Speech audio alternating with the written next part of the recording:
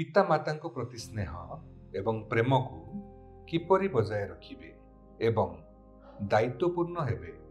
କୌଣସି ପରିମାଣର ପ୍ରୟାସ ଆପଣଙ୍କୁ ଏହା ଶିଖାଇବ ନାହିଁ, କିନ୍ତୁ ପ୍ରେମର ଏକ ସରଳ କାର୍ଯ୍ୟ ଆପଣଙ୍କୁ ଏହା ଶିଖାଇ ପାରିବ।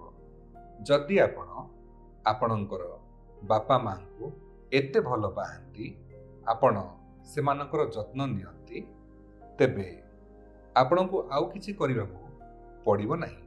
ଆପଣ ନିଜ ରାସ୍ତାରେ ଜାରି ରୁହନ୍ତୁ, ଭଲ ଭାବରେ ପଢ଼ନ୍ତୁ ଏବଂ ଆପଣ ସଫଳ ହେବେ। ପ୍ରେମର ସରଳ କାର୍ଯ୍ୟ ଆମକୁ ଭୁଲ କାମ କରିବାରୁ ରୋକେ। ଆଜ୍ଞାବହ ହେବା ଏବଂ ପିତାମାତାଙ୍କୁ ଭଲ ପାଇବା ଏକ ବହୁତ ଭଲ କଥା। ଏହା ଜଣେ ବ୍ୟକ୍ତି ପାଖରେ ସବୁଠାରୁ ଅଦ୍ଭୁତ ଜିନିଷ ହୋଇପାରିବ ଏବଂ କୌଣସି ପରିମାଣର ପ୍ରୟାସ ଆପଣଙ୍କର ବାପା ମାଙ୍କ ପ୍ରତି ବାସ୍ତବ ପ୍ରେମକୁ ପ୍ରତିସ୍ଥାପିତ କରିପାରିବ ନାହିଁ।